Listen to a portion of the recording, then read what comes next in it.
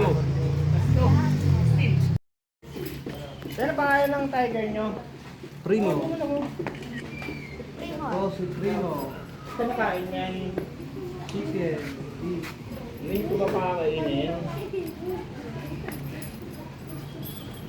Bait naman sila mga bait.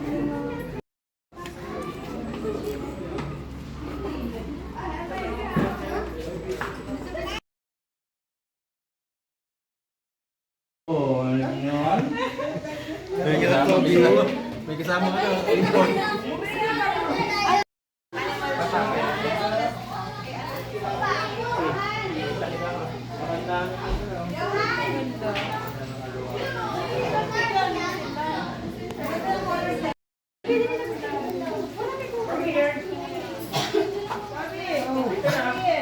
Ito na ako.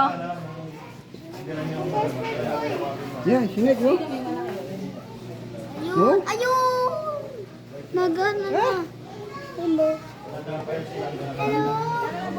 Hindi ka isa pa.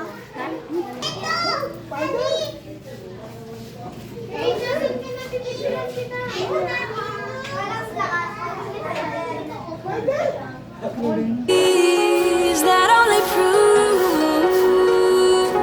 And this is when the moments turn to memories. And this is when the future gets so clear to see. And this is when tonight becomes a masterpiece.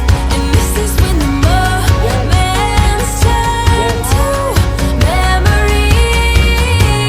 Memories.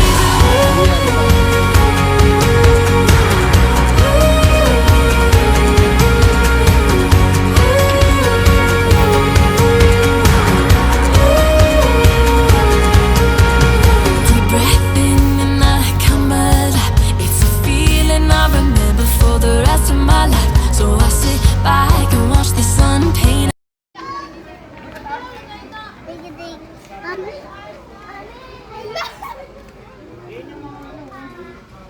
Yung mga unggoy kahapon. Nahuli na sila.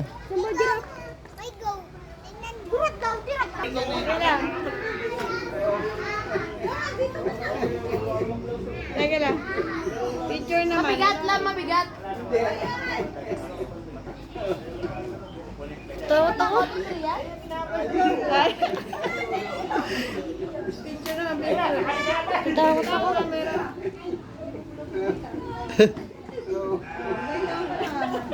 Nay, sama na kayo. Para yung mabantay kayo. Ano, Yasi? Yasi! Akala na mata ni Yasi.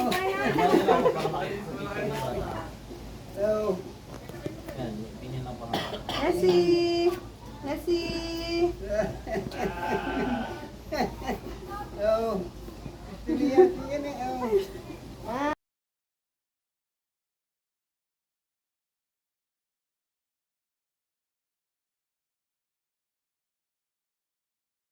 Oh my God. Oh, Tati. Saan tayo? Liver ang mami. Sunod. Ate. Nanagalaw. Nandoon.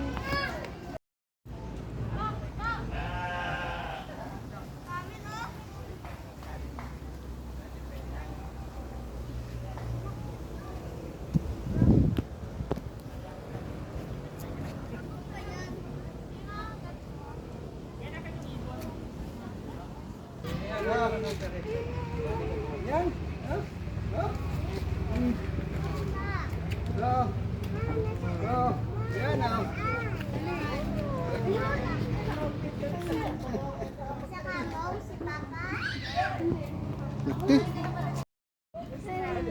Yan ang lapit ko. Yan, wala na. Yan lang, yan na. Yan, tabi ang kapulot. 150 daw. Tabi ko na. 150.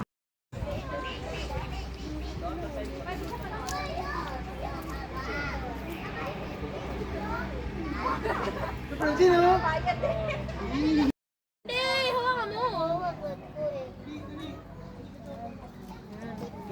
mo.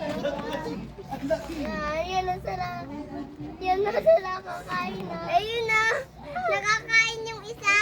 Dito kayo sa akin, mga... Hoy. Hoy, nagat na sila. Dito kayo, mga pogi.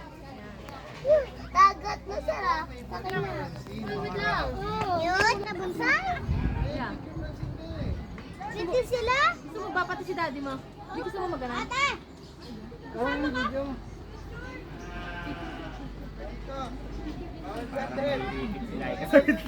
Paano mo hihilahin yan, di ba? Ano kasi sila? Teka. Kaban. Bye-bye, mami.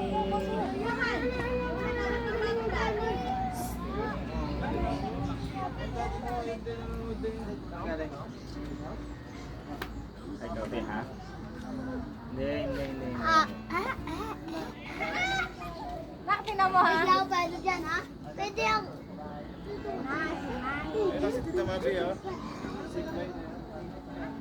Good job. Ayun na.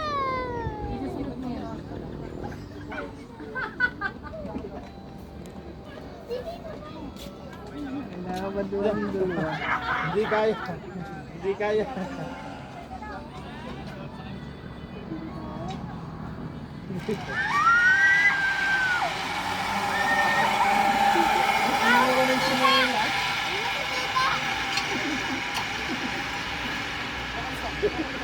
Ang galing ni Pal.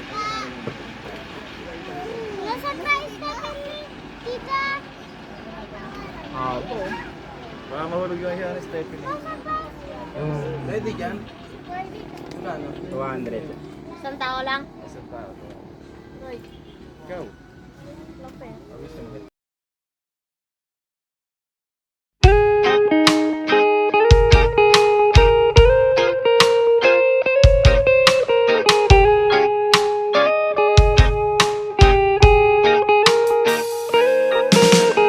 I don't wanna be too much, but I just wanna feel your love. I just wanna know how you feel, baby. I just wanna go where your love take me. I'm losing my sanity, you taking me under. For you I surrender, you're making me land on other side of gravity. Boy, you got me under, boy, you got me fond of. Yeah, boy, you got me in love. I can't ignore it, I wish you noticed me. I wish you knew the emotion provoked in me. Let me live again. Saan ka na parang di ka nung kainin?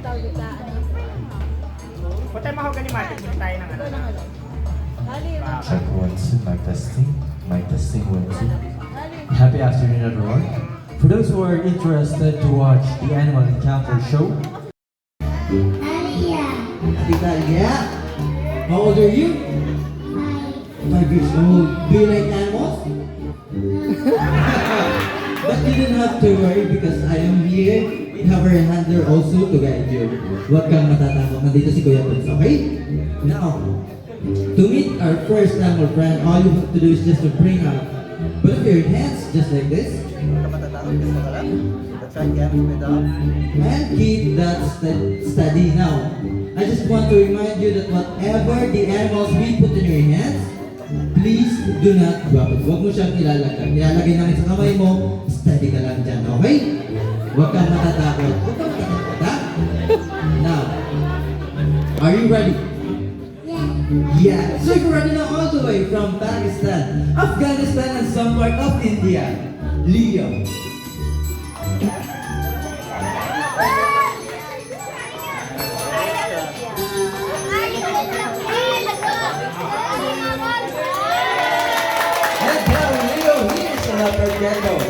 They got their name because of their spotted markings on their back, and they can reach up to 9 to 10 inches in length.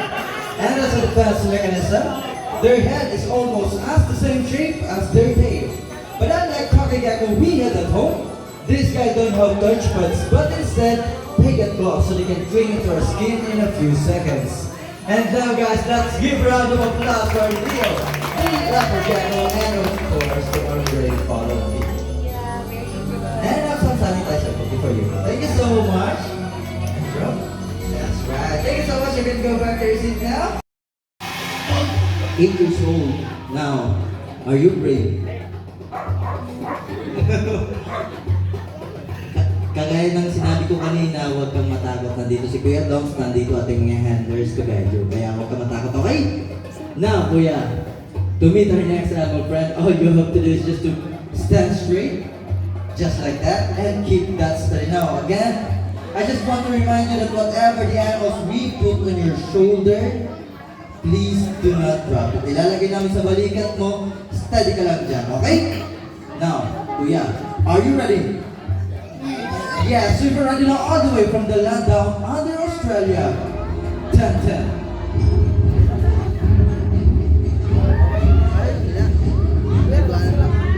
And now, here is a bearded dragon. They got their name because of their spiky pouch, which pops up on their lower jaw, which resembles as their beard. Ladies and gentlemen, bearded dragon might a little bit creepy, but they are perfect pets for our kids. And now guys, let's give a round of applause for Dragon, the bearded dragon, and of course, the bearded dragon. Thanks so much.